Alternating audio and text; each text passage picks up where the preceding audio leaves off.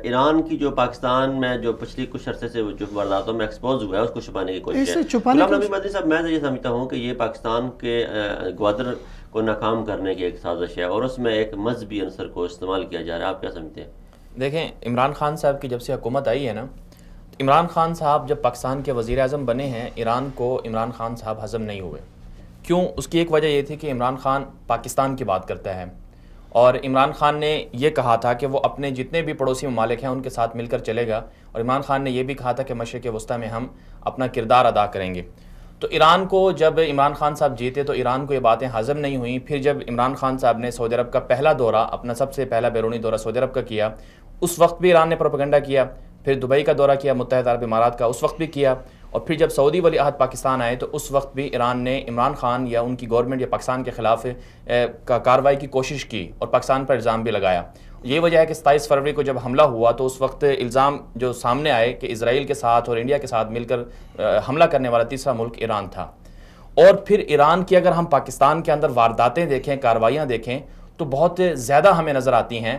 79 کے بعد جب خمینی انقلاب آیا تو اس وقت ہم نے دیکھا کہ 80s کی جو دہائی تھی اس کے اندر پورے بلوچستان کو جام کر دیا گیا.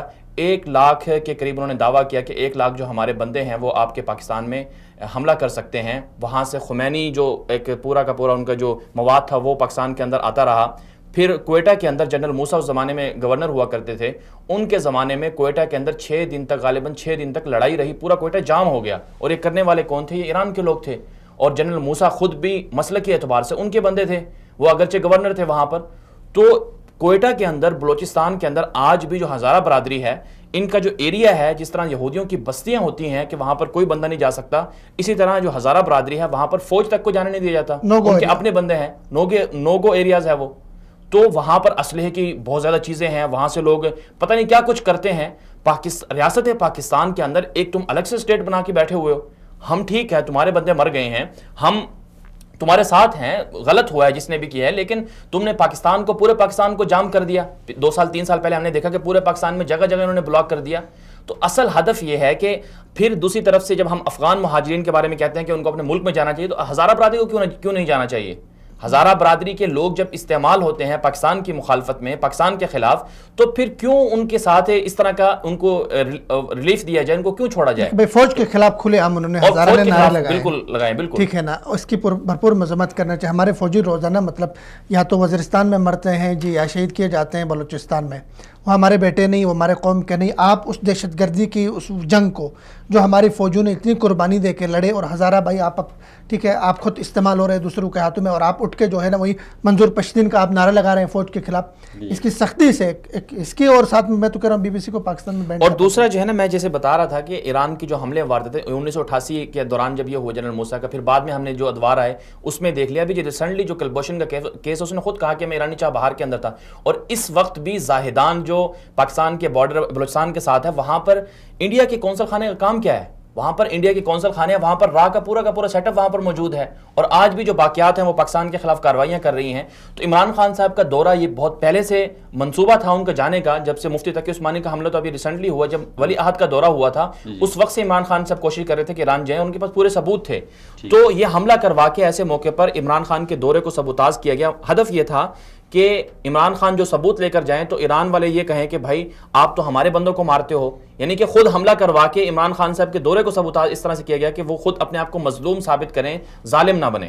تو یہ ان کی ساری کی ساری اگر حکومت پاکستان اس بات پہ ڈٹ جائے کہ آپ پاکستان کے اندر آپ کی انوالومنٹ جو ہے وہ ہماری معصوم لوگوں کے خلاف ہے، اور پاکستان کے اندر اگر ہزارہ برادری کا کچھ افراد کو نقصان پہنچا ہے تو وہ تو پاکستانی ہے، وہ پاکستان کا داخلی معاملہ ہے. داخلی معاملے میں کوئی بھی آزاد اور خود مختار ملک کے داخلی معاملے میں دوسرے ملک کی مداخلت برداشت نہیں کی جاتی. اس طرح جیسے پاکستان کل اٹھ کے شروع ہو جائے کہ جو انڈیا میں مسلمانوں کے اوپر ظلم ہو رہا ہے، پاکستان اس پہ کھڑا ہو سکتا ہے کہ ہم مسلمان ہیں. سعودی عربیہ کھڑا ہو سکتا ہے، کوئی بھی ایون خود ان کے ایران بلوچستان کے اندر جو سنیوں پہ دوسرا کوئی مسلم ممالک جو ہے وہ کھڑا ہو سکتا ہے کہ یہ آپ جو ہے ظلم زیادتی کر رہے ہیں.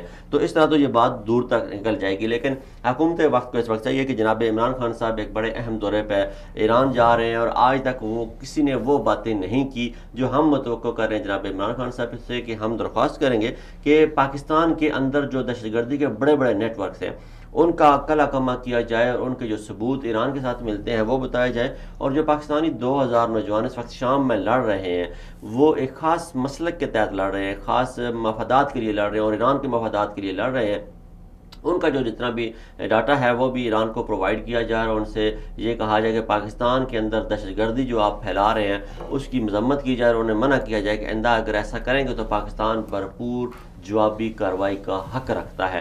ایک دفعہ دنیا کو یا اپنے دشمن کو یہ بتانا ہوگا کہ اگر آپ کچھ کر سکتے ہیں تو ہم اس سے زیادہ کر سکتے ہیں، اور ہم جگہ کا تعین کرنے میں بڑے ماہر ہیں اور نشانہ ہم خود لگانے میں بڑے ماہر ہیں اور بڑے اچھے سے جواب دینے کی صلاحیت اور اہلیت رکھتے ہیں۔ ہم نے ان ملکوں کو اور ان لوگوں کو جواب دیا کہ جو ہم سے طاقت میں، وجود میں، حجم میں اور مالیت میں کئی ہزار گنا بڑے تھے، اگر ہم نے ان کا لحاظ نہیں کیا تو آپ تو ہم سے ہیں ہی چھوٹے، ہم آپ کا لحاظ ہرگز نہیں کریں گے۔ یہ ایک واضح میسج جانا چاہیے جناب عمران خان کی طرف سے، تاکہ پاکستان میں امن کے جو دشمن ہیں انہیں پتہ چلے کہ اب ایک مخلص، سچا، ایماندار اور پاکستانی رہنما پاکستانی قوم کی قیادت کر رہا ہے۔